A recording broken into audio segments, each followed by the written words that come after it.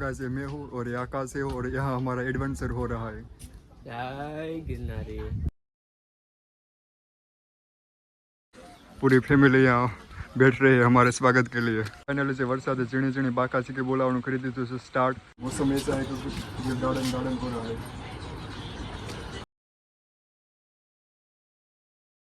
So hello guys, તો કેમ છો બધા? આઈ હોપ કે તમે બધા મજામાં હશો।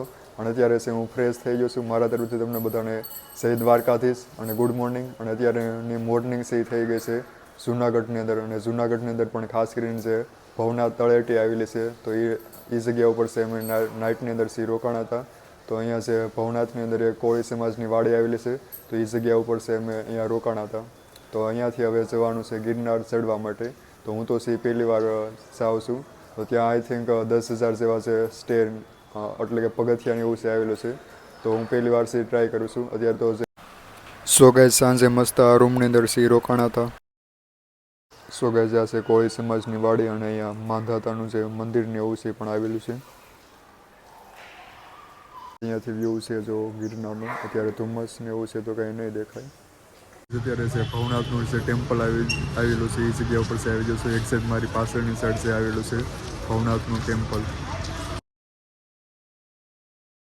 ફાઇનલ અત્યારે છે નાસ્તો કરવા માટે આવી ગયા છે। મોર્નિંગનો બ્રેકફાસ્ટ રસવાડી ચાય અને સાથે છે ખમણ ઢોકળા। ફાઇનલ છે ગિરનાર છે એની જે સ્ટેર આવેલું છે એટલે કે જે સીડીને એવું છે આવેલું છે એ જગ્યા ઉપર છે આવી ગયા છે। ઓલમોસ્ટ કંઈક 10,000 એટલે 10,000 જેવા પગથિયાને એવું છે આવેલું છે। તો અહીંયા જે પ્લાસ્ટિકને એવું કાંઈ પણ એલો નથી કરતા, કાંઈ પણ પ્લાસ્ટિકની જે બોટલ કે એવું કાંઈ પણ હોય કાંઈ પણ લઈ જવાનું નથી। અહીંયા શેકિંગ એવું છે એ બધું કરે છે। તો ચલો અત્યારે છે સ્ટાર્ટ કરીએ છીએ। અત્યારે 8 વાગી જશે અને થોડુંક છે લેટ થઈ ગયું છે। So let's go and continue in this vlog. So guys finally જે ગિરનાર ચડવાનું છે સ્ટાર્ટ કરી દીધું છે। ગાઈઝ આકાશ પણ છે સીડીને એવું છે ચડવા લાગ્યો હોય, તો જોઈએ હવે। ફરતી બાજુ મસ્ત નેચર છે, લીલાસમ ઘટાદાર વૃક્ષો અને જંગલ આવેલું છે। सो गाइस मिलिए कौन है, पूरी फैमिली यहाँ बैठ रही है हमारे स्वागत के लिए और हम जा रहे हैं ऊपर।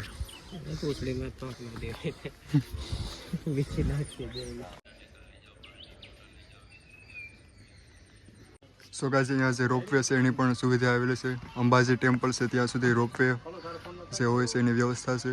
ઉડાન ખટોલા ગાઈસ ઓલરેડી છે 2000 જેટલા જે સ્ટેપ છે એ ચડી ગયા છે, અને અહીંયાથી તમે મારી પાછળનો વ્યૂ છે જો વન્ડરફુલ।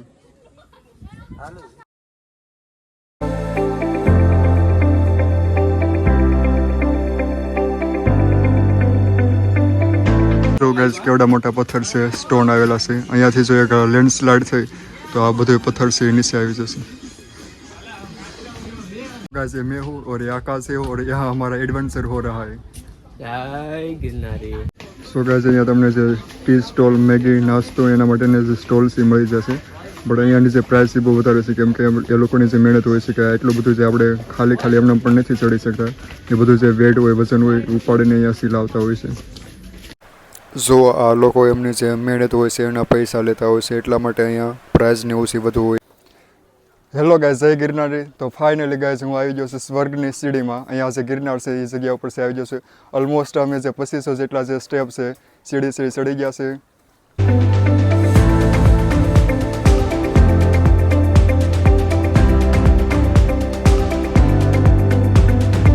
સો ગાઈઝ ફાઇનલી જે સીડી ઉપર છે એ પાણી ઉપરથી આવશે। આઈ થિંક ઉપર છે વરસાદને એવું છે। નજારો જુઓ તમે, અમે અહીંયાથી છે અહીંયા આવ્યા। કેમેરામાં પ્રોપર સી નહીં દેખાય। આ નજારો, આ નેચર, આ મોસમ ફીલ કરવો હોય તો તમારે ફાઇનલી છે જૂનાગઢ ગિરનારની ઉપર से આવવું પડે। सो गाइस ये देखो मौसम और नेचर कुछ ऐसा है कि दिल गार्डन गार्डन हो रहा है। सो गाइस फाइनली અહીંયાથી તમે વ્યૂ છે જોઈ લો। ધુમ્મસ ને છે, વાદળાની એવું હોય છે, માઉન્ટેન જે હોય છે પર્વતો એની સાથે અથડાઈને પછી જાય છે। થોડા ઝરમર વરસાદ ને એવું છે સ્ટાર્ટ થઈ ગયું છે। मौसम ऐसा है कि ये गार्डन गार्डन हो रहा है।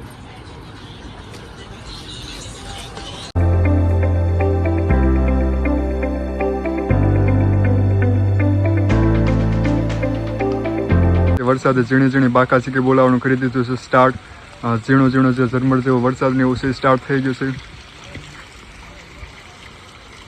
મસ્ત ચોમાસાની સિઝનની અંદર ગિરનાર ઉપર ચડવાનો જે આનંદ હોય છે, ફિલિંગ જે હોય છે બહુ મસ્ત હોય છે. એના માટે તમારે અહીંયા ગિરનાર આવવું પડશે.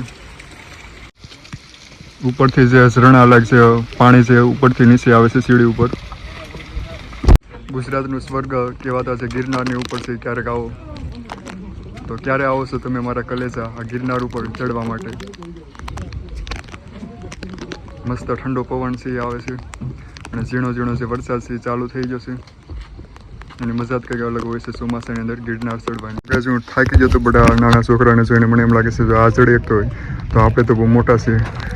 તો ચાલો એક ઇન્સ્પિરેશન મોટિવેશન છે મળ્યું. સો ગાઈસ આ લોકોને જો કોણ હે એ લોકો કહાં સે આતે હે.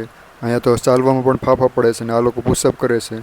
અહીંયા કાંઈક આવા પ્રકારના મંદિર અને ટેમ્પલ આવેલા છે. સો ગાઈસ ઓલમોસ્ટ અહીંયાથી જે અંબાજી છે એ 300 થી 400 સ્ટેપ જે આવેલા છે પગથિયા છે એટલા ચડવાનું છે. અહીંયા છે કાકડી અને છે બીજા જે ફ્રૂટ આવેલા છે તે ખાવા માટે છે. સો ગાઈસ ફાઇનલી જે જામફળ ખાવા માટે છે અહીંયા ટેસ્ટ કર્યો છે અને રોકાણા છે. સો ગાઈસ ફાઇનલી જે અંબાજી ટેમ્પલ છે એ જગ્યા ઉપર છે પહોંચી ગયા છે અને અહીંયાથી પણ હજે 5000 એટલે 5000 જેવા જે પગથિયા છે સ્ટેપ છે જે બાકી છે. મસ્ત ઠંડો પવન આવે છે અને અહીંયા ધુમ્મસ જે વાદળા હોય એ આપણને સ્પર્શીને સી જતા હોય છે. તો બહુ મસ્ત ઠંડો નજારો છે, વાતાવરણ છે, નેચર છે.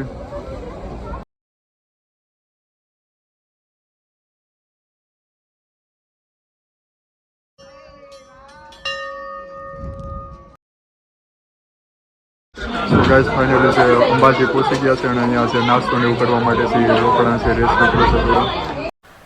કોઈ પણ ડીશ લો બધાનો ભાવ 100 રૂપિયા છે. ખરેખર હું સ્વર્ગની સીડીમાં આવી ગયો એવું લાગે છે. મસ્તનું વેધર ને એવું છે થઈ જશે. આજુબાજુ બધી ધુમ્મસ છે, વાદળા છે હોય મને સ્પર્શ કરીને જાય. સો ગાઈસ અહીંયાથી ફરીથી પાછું ગુરુ દત્તાત્રેય જવા માટે અહીંયા સીડી જે હશે હકીકતમાં નીચે છે ઉતરવાની થશે, ફરીથી પાછું આગળ જઈને ચડવાનું થશે. સો ગાઈસ ફાઇનલી છે ગુરુ દત્તાત્રેયનો જે ગેટ આવી ગયો છે.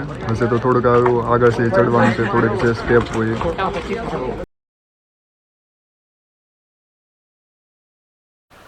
અહીંયાથી લોકોની થોડી ટ્રાફિક હોય છે, ભીડ હોય છે કેમ કે ઉપર સ્પેસ બહુ ઓછી હોય છે. એક લાઇન જવાની અને એક લાઇન છે આવવાની હોય છે. ફાઇનલી જો આવી ગયા છીએ મંદિરે, ટેમ્પલે. અહીંયાથી દર્શન કરી લો. ઉપર મોબાઈલ એલો નથી.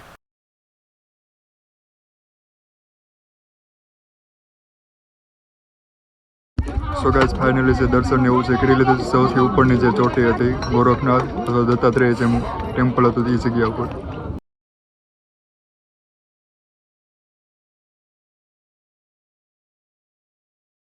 ગાઈસ ફાઇનલી જે પ્રસાદીને એવું છે લઈ લીધું છે. મસ્ત કઢી ખીચડી અને જે શીરો હતો બહુ ઘર જેવો પણ ટેસ્ટ, ઘરથી પણ વધારે ટેસ્ટી બહુ હતું. ફૂડ મસ્તનું પ્રસાદી છે લઈ લીધું છે. હવે ફરીથી પાછું જવાનું છે, અહીંયાથી અંબાજી જવાનું છે. સો ગાઈસ અત્યારે જે જૂની સીડી છે એ જગ્યા ઉપરથી નીચે ઉતરી રહ્યા છે અને અહીંયા એક થોડીક વાર જે ધુમ્મસ છે એ ગઈ છે તો એમનો જે એક મસ્તનો વ્યૂ ને એવું છે આવે છે તો હું તમને બતાવું.